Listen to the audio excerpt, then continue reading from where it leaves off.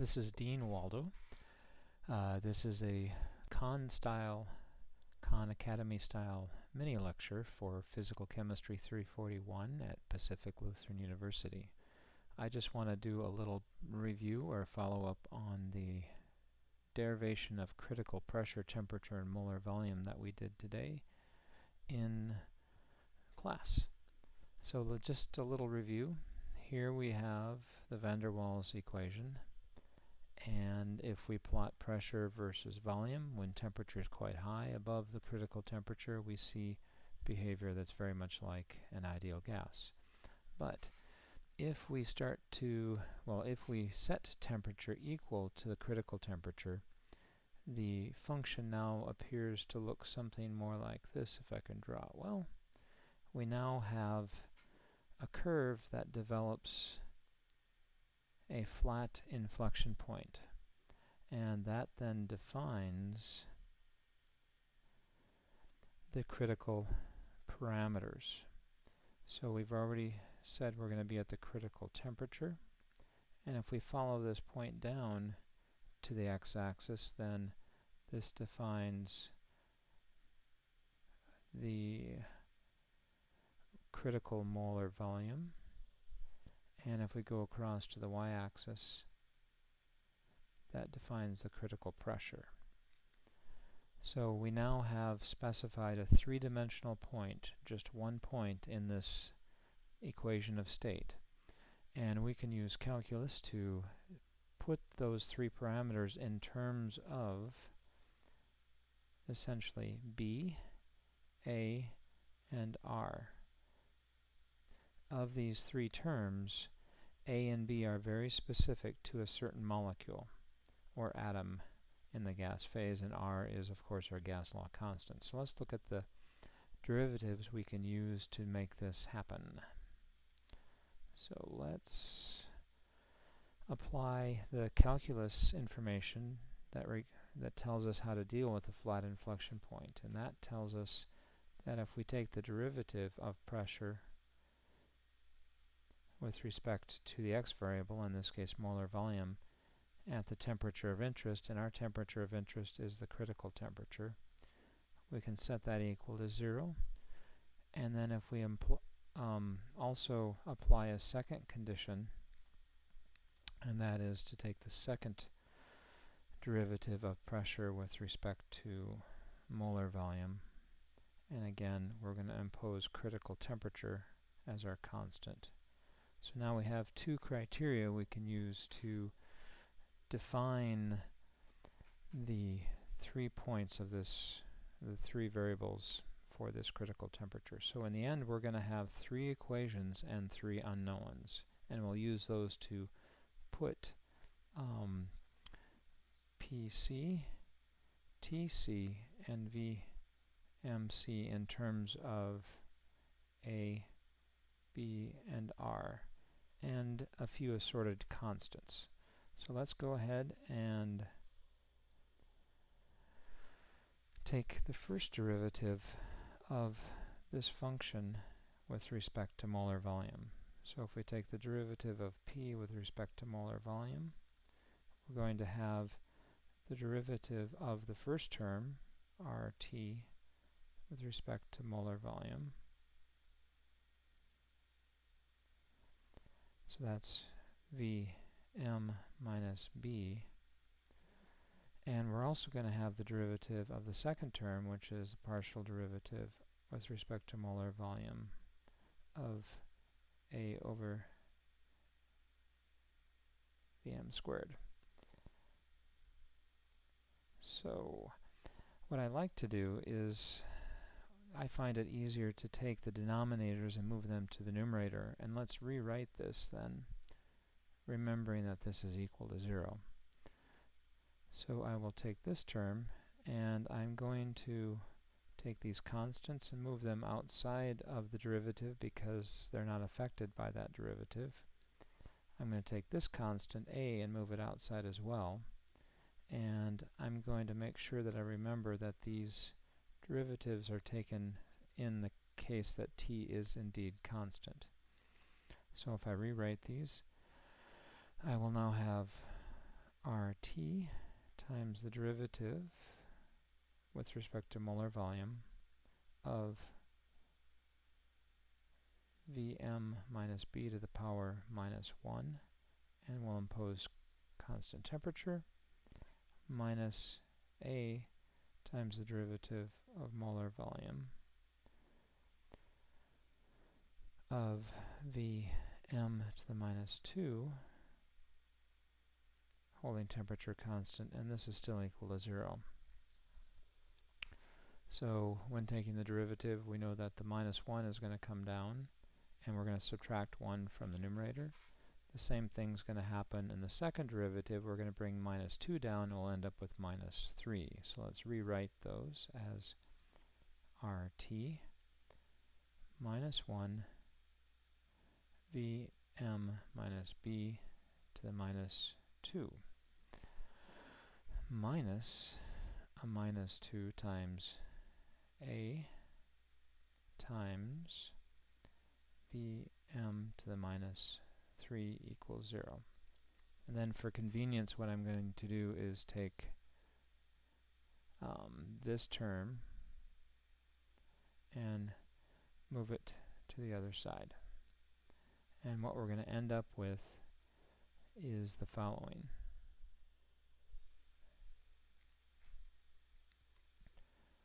Negative RT over Vm minus b squared equals minus, because with these two minuses cancel here, and then when you move it over, you'll have another minus sign, so it'll be minus 2a over Vm cubed.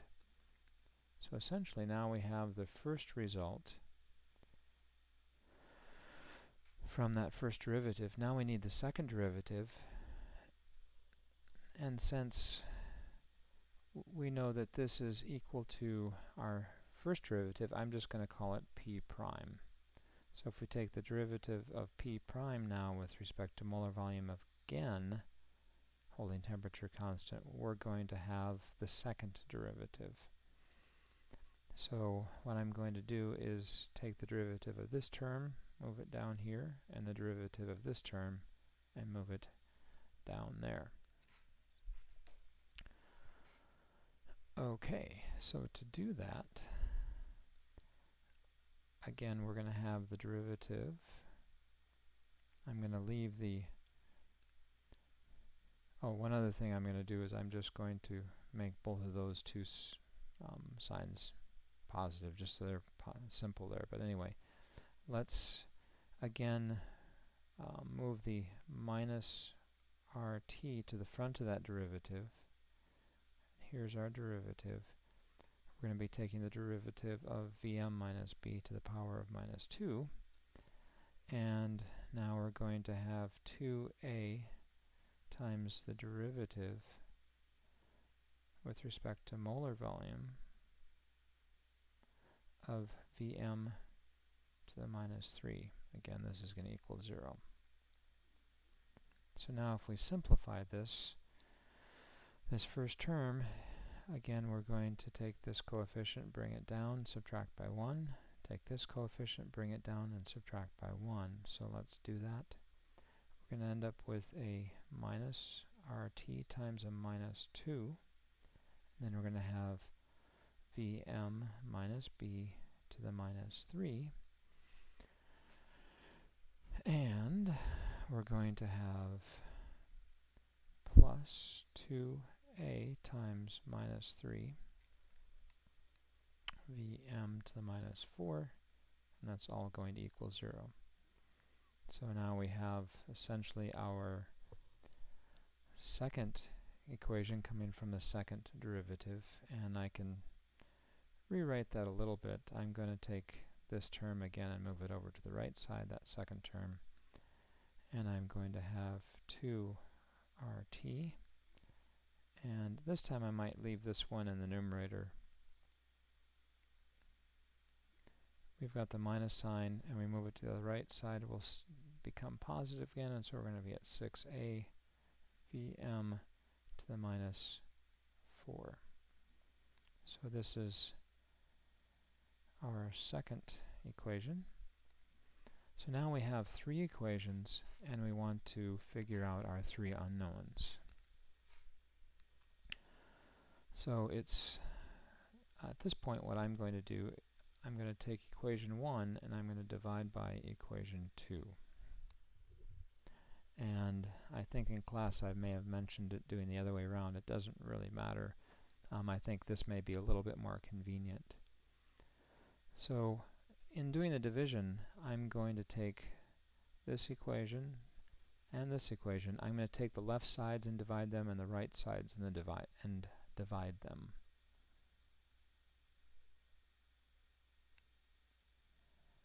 So I'm going to slide this up or back down just a little bit so you can see that. So I'm going to take equation 1 and rewrite it at the very bottom of the screen, and then I'll slide things up. So RT, and I'm going to put it all in the numerator, VM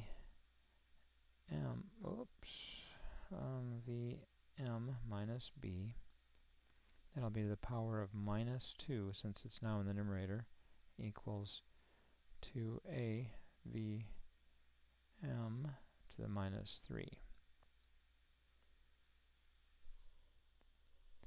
So now let's take equation 2 and divide through. So I'm going to divide this side and this side. So I'm going to have 2RT and then VM minus B to the minus 3, and divide by 6a VM to the minus 4. Now, conveniently, what do we notice cancels? And I'm going to just change colors here. So the RTs cancel, and then we have minus 2 in the numerator. That's going to cancel with the minus 3, and we're going to be left with a minus 1 in that denominator. On the right-hand side, the 2 will cancel with the 2 of the 3. We'll be left with 3 here.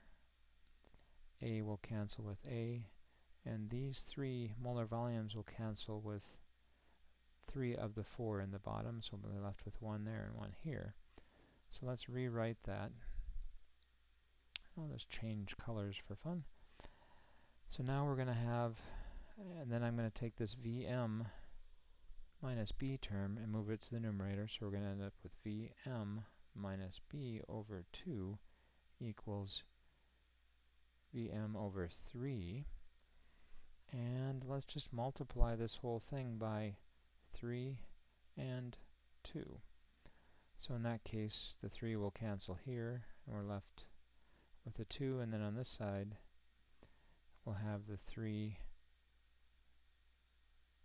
and the 2, and the 2's will cancel. So if we rewrite that, we're now going to have 3VM minus 3b equals 2VM. We can, of course, just do the simple algebra, so to speak, and bring that term over here, 3b over there, and we're now going to be left with VM equals 3b. So we see our first result. I'm going to call this equation 3, that the molar volume, and I'm going to add the C here, at critical composition is equal to 3 times B. So again, B is one of the molecular or atomic parameters for the system in the van der Waals equation. So let's slide that up here. So at this point, we only have one of the 3. We still have to get the next one. So let's, actually, before I slide that up, I'm going to take equation 3 and insert it into equation 1. So I'm going to take equation 1 here, and I'm going to cut this out. I'm going to copy that, and I'm going to paste it down here. So that's a convenient way to remember what that was. Okay, and I'm just going to draw a box around that in a different color here. How about orange, just to know that I cut and pasted that from above. So let's take this equation for Vm and put it into this equation number 1. So if I rewrite this equation, I'm going to now have RT divided by parenthesis 3b, because this is now VMC and this is VMC. And that's going to equal on the right side 2 times A divided by 3b cubed. So essentially what we've done is taken our constraint that Vm, molar volume at critical composition, is 3 times B. So let's just take now and simplify this. This is going to be equal to, or rewritten as RT over 2b squared equals 2a over 3b cubed. So let's just now switch back to this color. We're going to solve for t. So to do that, we're going to start basically dividing both sides by r. So I'll add an r here and an r here. And then I'm going to multiply both sides by 2b squared. So 2b squared and then 2b squared. Let's rewrite that below. So TC is going to equal 2a 2b squared over 3b cubed times r. So let's simplify that a little bit more. We're going to end up with 2a times 8b squared divided by 27, which is 3 cubed, b cubed, and r. So now we can start canceling a few things. These two b2's in the numerator can cancel with 2 of the ones in the denominator. Oh, and then do notice I made a mistake. Oh, you probably caught that. This, and I can erase, so this is indeed 4. So I'm highlighting my mistake with the 4. So 2 squared is still 4. So now we end up with 8a divided by 27br. And I will rewrite that in black. TC equals 8a over 27rb. And I'm going to call this equation number 4. So now we have 2 of the 4. We have TC equaling that and VMC equaling 3b. And we call this equation 3. Last but not least, well, almost last, shall we say, we need to find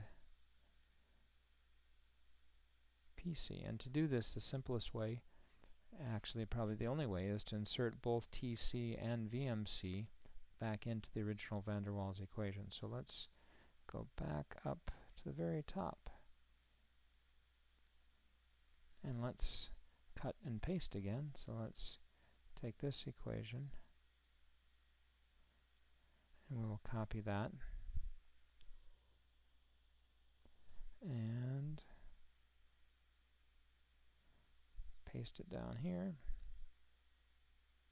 Looks like I got a little extra. So let's delete that line. Okay. So what we can do now is take TC and put it in for temperature, and then molar volume into these 2 spots and simplify this equation. So I'm going to rewrite this, and I think I'm going to switch to blue so it's a little bit different colored. We're going to have R. Now TC is 8A over 27 RB. I don't think I missed anything there.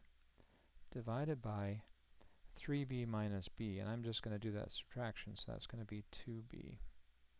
3b minus 1b is 2b. Then minus a divided by vm squared, so that's going to be 3b squared. Now let's take this p and say that this pressure is equal to R times 8a, and I'm going to move the rest in the denominator. 2 times 27 times R times B minus a, I should make that look like a little bit more of an a over 9b squared. That's why I wanted to make it look a little bit more like a, not a 9. So on the left-hand side here, we can cross out the 2 with one of the 2's in the 8 and be left with a 4. Why don't we add some color here? So cross that out and that. We're going to take the R and cancel that. And we're going to have 27 in the denominator and a b squared and an a. So if you notice, we're doing pretty well in having similar terms. We've got the a and the a, b squared and b squared, but we want to take the 27 and maybe we can make this 9 into a 27. So let's multiply this by 1, and that can be 3 divided by 3. And so pressure can then equal 4a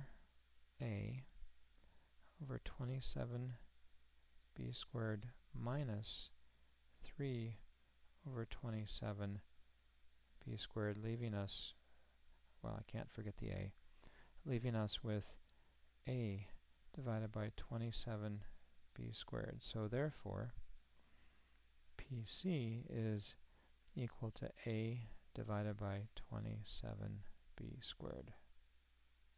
And we have what I'll call the fifth equation.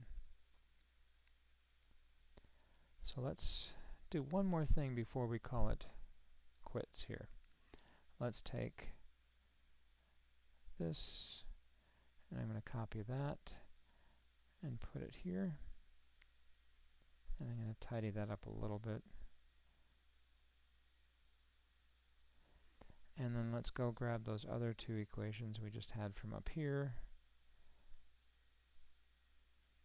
and bring them down so we can see them a little bit better.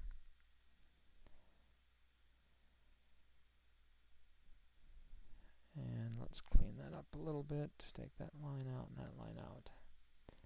So there's one other thing we can do that I think is very informative, and that's to calculate the compressibility at critical pressure for van der Waals gas, and that we'll just call Z sub C. And that's essentially the critical pressure times the critical molar volume divided by R divided by TC. So let's plug in what we know. We've got A, clean that up a little bit, A over 27 b squared. So this is essentially pressure. We know that molar volume critical is 3b. That one's an easy one to write. And then we have R. And then TC is a little bit more complicated. That's 8a over 27 R b, not b squared. Oops. Let's see what we can simplify from this. We know we can take R and cancel that. The 1 over 27 and 1 over 27 we can cancel. A we can cancel. And here we have b divided by b squared, and here we have 1 over b in the denominator. So this one will get rid of one of these b's. The other b will get rid of by that b. What's left? All we have left now is a 3 in the numerator and an 8 in the denominator. So that's equal to 3/8. And at this point, you're welcome to say, huh? In other words, the critical composition, if we calculate the compressibility at critical composition, we see that it's equal to a number. And it's not at all equal to anything that's due to the unique molecular properties if this gas follows a van der Waals gas. So while the critical pressure is dependent on A and B, the critical temperature on A and B, and the molar volume only on B, the critical compressibility is only a number. So just for a little comparison, that's decimal 375. If we compare it with the measured compressibility for 3 different gases, we get the following.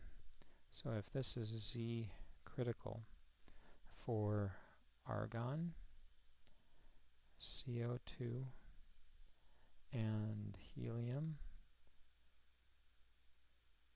and nitrogen, we see the following behavior. Argon's is 0.292, CO2 is 0.274, helium's 0.305, and nitrogen is 0.292. I believe these are all correct. But the point really is that all 3 of these values are consistent. Note that they're not equal to 0.375. They're a little bit lower. So in a sense, we can conclude that the van der Waals equation isn't perfect in describing this, but it's describing a universality of ideal gases. So as long as gases are fairly unique, they don't have a large dipole moment, not large other large forces such as hydrogen bonding, which is the case for these compounds, which actually that looked a little bit hard to see, but anyway, for argon, CO2, helium, and nitrogen, they're all fairly spherical, except for CO2, but they're all fairly spherical and no real strong dipole moment, no strong intermolecular forces, and they all have fairly consistent values. So that's an introduction to, or a review of, the van der Waals equation with respect to critical composition. Again, we used what? If we go back to the top,